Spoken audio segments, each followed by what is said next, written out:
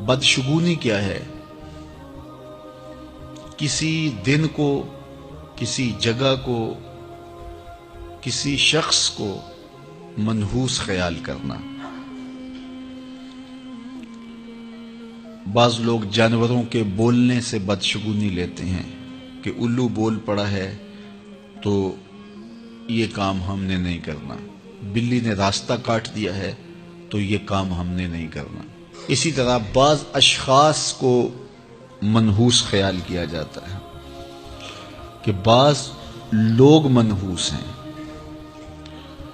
عموماً بعض خاندانوں کے اندر کسی عورت کو منحوس خیال کر لیا جاتا ہے اور پورے خاندان کے لوگ اس کے بارے میں یہ رائے قائم کر لیتے ہیں کہ یہ منحوسہ ہے، اور یہ اگر صبح صبح اس سے ملاقات ہو گئی تو پھر سارا دن خراب گزرے گا۔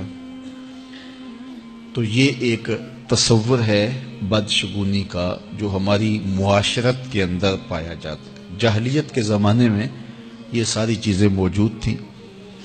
آقا کریم علیہ السلام تشریف لائے تو آقا کریم علیہ السلام نے ان ساری چیزوں کی نفی کی اور اللہ پر توکل کرنا، اللہ پر بھروسہ کرنا سکھایا۔ علماء کی صحبت میں بیٹھنے والے لوگ کافی حد تک ان چیزوں سے بچے رہتے ہیں۔ عام لوگوں کی زندگیوں کے اندر یہ چیزیں موجود ہوتی ہیں۔ جاہل پیروں، ملنگوں اور یہ بنگیوں چرسیوں کے پاس بیٹھنے والے لوگوں کے اندر تو کوٹ کوٹ کے یہ ہندوانہ چیزیں رچی بسی ہوتی ہیں۔ اس لیے ہمیں شریعت بیضاء کے مطابق ہی اپنی زندگی گزارنی چاہیے اور اپنے نظریات شریعت سے ہی لینے چاہیے۔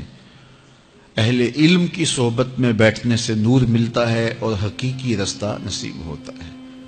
تو کسی کو منحوس قرار دے دینا یہ ہماری اپنی اختراع ہوتی ہے، ہمارا اپنا وسوسہ باطن ہوتا ہے۔ حضور نے ارشاد فرمایا ایک تو متعدی مرض نہیں ہے، اگر میں اس کے پاس بیٹھا تو یہ مرض مجھے اس سے لگ جائے گی۔ دوسری بات ارشاد فرمائی ولا حامتا، الو کا بولنا کوئی معنی نہیں رکھتا، اس کی آواز کوئی معنی نہیں رکھتی۔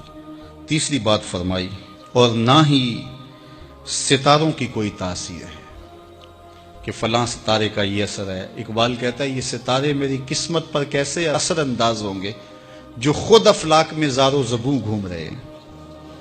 وہ بعض کہتے ہیں ہاتھ کی لکیریں کام کرتی ہیں، جی یہ تیری ہاتھ میں فلاں چیز کی لکیر ہی نہیں ہے، فلاں کی لکیر۔ وہ بیٹھے ہوتے ہیں نا فٹ پاتھ کے اوپر پروفیسر بابا جو قسمت کا حال بتاتے ہیں اور 10 روپے لیتے ہیں، تو وہ بتا رہے ہوتے ہیں تیری قسمت میں یہ ہے، تیری قسمت میں یہ ہے، تیری قسمت میں یہ ہے۔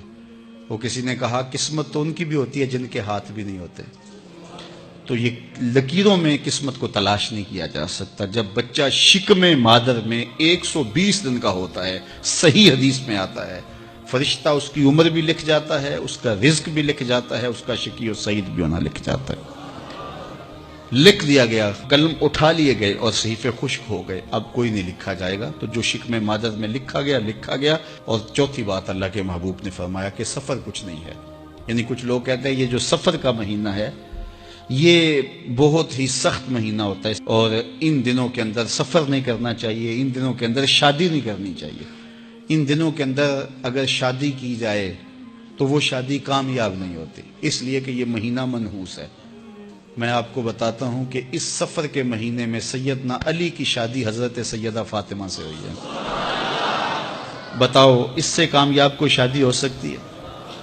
کوئی کہتے ہیں جی اس مہینے میں اگر شادی ہو تو اولاد نہیں ہوتی۔ حضرت علی اور سیدہ فاطمہ کی شادی ہوئی ہے، حسن اور حسین پیدا ہوئے ہیں، ایسے کوئی بیٹے تو لاؤ زمانے میں۔ حضرت زینب رضی اللہ تعالی عنہا اور حضور کی شادی ماہ صفر المظفر میں ہوئی ہے۔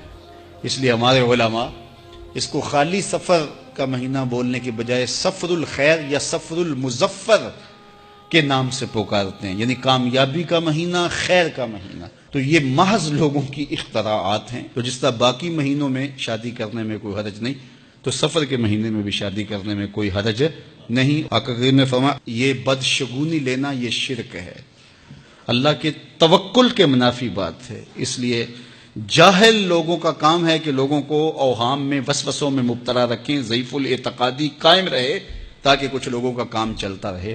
لیکن اللہ کے محبوب جو دین لے کر آئے اس میں اس کو علامت شرک بتایا گیا۔ یہ جو بدشگونی ہے یہ فرمایا تمہارے اندر کا وسوسہ ہے، اور جب کوئی بندہ اندر سے ضعیف الاعتقاد ہوتا ہے تو پھر یہ چیزیں اسے